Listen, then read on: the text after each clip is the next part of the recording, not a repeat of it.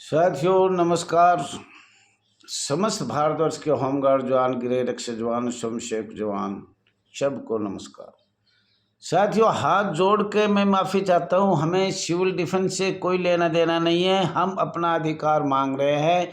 गर्व से कहो हम हिंदू है, गर्व से कहो हम वो है। हम गर्व से कहते हैं हम गृह रक्षा बल, अर्धसैनिक बल का हमारा दर्जा था, उसके बारे में बात करना चाहते हैं और उसके बारे में सरकार से करना चाहते हैं। अब हमारा भारत सरकार अधिनियम 1935 1915 में डिफेंस ऑफ इंडिया एक्ट बनाया गया था। 1919 में ILO अंतर्राष्ट्रीय कानूनी संस्था पर लगाया गया था। 1939 में डिफेंस ऑफ इंडिया एक्ट बनाया गया था। तो साथियों 1946 में कहते हैं, वो तो स्थायी आदेश बना, वो तो आपको मैंने बता दिया, फिर भी कभी बताएंगे। मध्य प्रांत एवं बरार में नगर सैनिक एक संस्था खोला गया था, जिसका राजपत्र संख्या 5152-2541 4 नागपुर 1947 में प्रकाशित हुआ और उसकी परेड लॉर्ड माउंट बेटन ने लिया था। और उसने क्या शब्द किए वो बहुत से जवानों के पास है, परंतु अंदर ही अंदर उसके दिल में ये था, भारत अगर ये गृह रक्षा बल, अर्धसैनिक बल इतना चुस्त है तो तुम्हारा तो ये घिघी बना देंगे, तुम्हें तो ये कुछ समझेंगे नहीं। तो उन्होंने भारत के संविधान का उनका हिस्सा था, क्योंकि 1935 में वो बना चुके थे। उनके कहने से हम गुलाम और बंधुआ मजदूर और भीख मांगने वाले कांग्रेस सरकार, अखिल भारतीय कांग्रेस सरकार अंग्रेजों ने बनाया। ये गूगल पे देख सकते हो। तो साथियों, कल हमारे माननीय गृह मंत्री जी ने गुजरात से 23 अक्टूबर 2024 में कहा, अब हम इस संस्था को कुछ 4 महीना में समय कोई ना कोई करेंगे। और उसके बारे में कहा सिविल डिफेंस के बारे में। हम भाई हाथ जोड़ के कहते हैं हमें सिविल डिफेंस से कोई मतलब नहीं है। हम गर्व से कहते हैं हम हिंदू, हम गर्व से कहते हैं हम गृह रक्षा बल है, अर्धसैनिक बल है, और वो सारे प्रमाण दिए भी जाएंगे और देंगे भी। परंतु हम भारत सरकार से बहुत साल धरना दिया, बताया, पूछा, लेकिन कोई शब्द नहीं बोला। 2014 तक, 2004 से 2014 तक, और उससे पहले भी संघर्ष कई लोगों ने किया है, हमारे से पहले भी किया है, ये भी ध्यान रखना। और साथियों, ये आपको खोल खोल के बताया गया है। भारत कल जो कहा है वो बहुत अच्छी बात है। और सिविल डिफेंस को दे, हमें तो कोई फर्क नहीं पड़ेगा, क्यों? उन्हें तो रिश्वत खाना है, झूठा सच्चा भरना है, जो भी करना है वो सिविल डिफेंस का भाई नीचे से ऊपर तक लिंक है। एक चपरासी से लेकर, जिला के चपरासी से लेकर और माननीय जयसिंह रोड पर भाग तक उनका लिंक है। जो भी करेंगे वो करेंगे। और केंद्र सरकार के पास शक्तियां भी है, महामहिम राष्ट्र की शक्तियां, जो अध्यादेश 1962 में लाकर ये हो गया। तो इनके पास क्या क्या बताएं, एक दिन हम बताएंगे।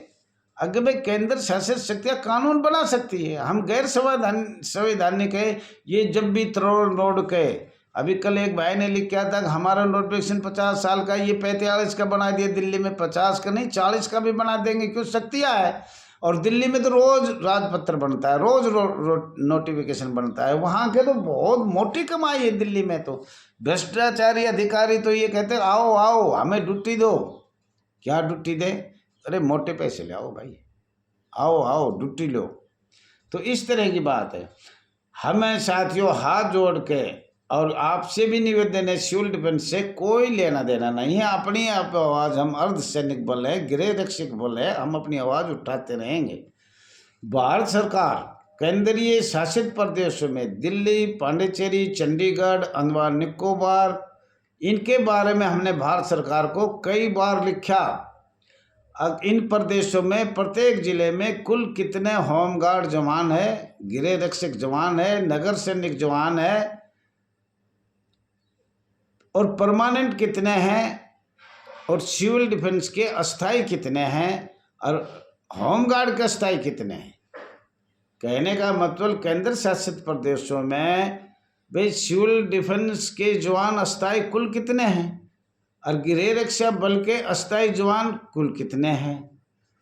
और दूसरा ये भी कहना चाह रहे हैं इन्हीं केंद्र शासित प्रदेशों में परमानेंट गृह रक्षा बल के कितने अधिकारी हैं और परमानेंट सिविल डिफेंस के कुल कितने अधिकारी हैं। पर इनका जवाब हमें आज तक कोई भी उत्तर नहीं मिला। हम चाहते हैं केंद्र शासित प्रदेशों में ये बताया जाए ये इतने होमगार्ड स्वयंसेवक हैं और इतने परमानेंट हैं, इतने सिविल डिफेंस के स्वयंसेवक हैं या अस्थायी है और इतने परमानेंट है, और कुल कितने सिविल डिफेंस में हैं और होमगार्ड में कितने हैं और परमानेंट कितने हैं और स्वयंसेवक कितने हैं और सिविल डिफेंस में कितने हैं। 18 तो नाम है हमारा। होमगार्ड परमानेंट अधिकारी कुल कितने हैं? हर जिले की बात करते हैं, हर हम प्रदेश की बात करते हैं, पर सरकार, भारत सरकार, राज्य सरकार इसके बारे में कोई जवाब किसी भी प्रकार का भी नहीं दिया जा रहा। और मैं अपील करता हूँ, हाथ जोड़ के ये अपील करना चाह रहा हूँ, प्रत्येक जिला से अपने अधिकारी के पास, राज्य सरकार के पास, ऊपर से ऊपर पुलिस अधिकारी के पास ये पूछा जाए अब हम सिविल डिफेंस में नौकरी करते हैं या होमगार्ड हैं। अगर होमगार्ड में हैं तो हमारा परमानेंट है या स्वयंसेवक है। हमें यही नहीं पता लग रहा कितने कुल भारत में सिविल डिफेंस है, कितने होमगार्ड हैं, कितने होमगार्ड स्वयंसेवक है, कितने सिविल डिफेंस स्वयंसेवक है और इस बात का परमानेंट कितने हैं। लेकिन सरकार के पास इनका कोई जवाब नहीं। फिर जल्दी से जल्दी भारत सरकार को हम स्टेटों के बारे में लिखेंगे, प्रत्येक स्टेट से जवाब अधिकारियों से लिया जाएगा। होमगार्ड परमानेंट अधिकारी कुल कितने हैं और सिविल डिफेंस अधिकारी कुल परमानेंट कितने हैं।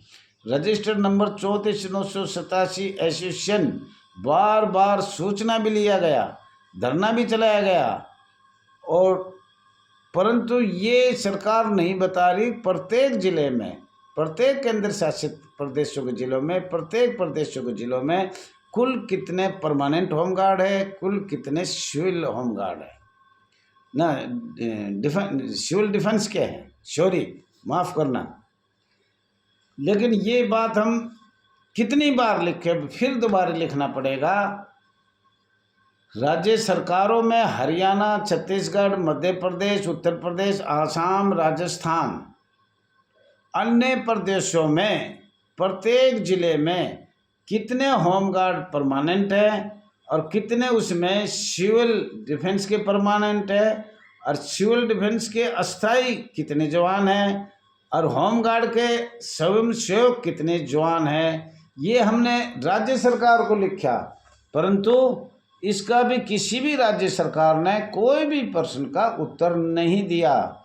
और ये उत्तर अब बड़ा से बड़ा धरना करेंगे, संघर्ष करेंगे, और इसका उत्तर आप भी प्रत्येक एक जवान कसम उठा लो। अगर आप ये पूछो सरकार से हम सिविल डिफेंस में हैं या होमगार्ड में, या होमगार्ड में है तो परमानेंट है या स्वयंसेवक है, ये आपसे हाथ जोड़ के विनती है मेरी। मैं all India home guard welfare association का राष्ट्रीय अध्यक्ष रघुवीर सिंह दैया, रजिस्टर नंबर 34,987, मोबाइल नंबर 9996318889। साथियों, पूरे हिंदुस्तान का काम है, एक का नहीं। ये लड़ाई मेरी आपकी नहीं है, ये लड़ाई हमारी सरकार से है। आप कुछ भी करें, हमने उससे कोई मतलब नहीं, पर हमारी आपसी लड़ाई नहीं है ये। और इसमें सबका सहयोग की ज़रूरत है, बहन भाइयों की ज़रूरत है, कंधे से कंधा मिलाने की ज़रूरत है। और जो निकाल रखे उनकी तो आज तक सरकार चर्चा नहीं कर रहा। साथ ही मैं ये भी कहता हूँ उसके बारे में भी आप लिखो, जो आज 5-10 साल नौकरी करके अधिकारी जो जिला कमांडेंट कहते हैं भाई हमारे पास तो केंद्र की भी ताकत है और स्टेट की भी ताकत, 2 ताकत है, एक चपरासी जिले का और ऊपर जय सिंह रोड प्रभाग से भी मिला हुआ है। चेन है, चेन नीचे से चलती चलती ऊपर जाती है, भर्ती में भी ऐसी जाती है। माननीय सुप्रीम कोर्ट में जो गया, जैसे सुप्रीम कोर्ट में चर्चा हुई, तो वो मैं ये सरकार से जानना चाहता हूँ, उनके पास पूरा लिस्ट है वो होमगार्ड स्वयंसेवक गए थे या सिविल डिफेंस वाले गए थे माननीय सुप्रीम कोर्ट में? गए कौन थे? हमें पहले ये तो बताया जाए, माननीय सुप्रीम कोर्ट में जो भी स्टेट गए थे वो सिविल डिफेंस के जवान गए थे या होमगार्ड के जवान गए थे? तो साथियों, ये हम आपसे बार बार यही, आज तो यही बात रहेगी।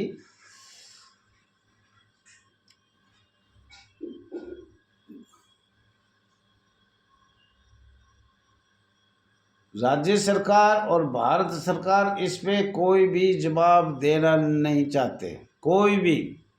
और ये भी आपको हम बता दें, गृह रक्षा बल अर्धसैनिक बल को 1914 में विश्व युद्ध में सबसे पहले नाम कितना ही लाइट इन्फेंट्री रखे या और कुछ रखे, और नाम बदल के यहाँ हमें कमज़ोर से कमज़ोर बना दिया। भारत संविधान का हमें अधिकार ही नहीं है।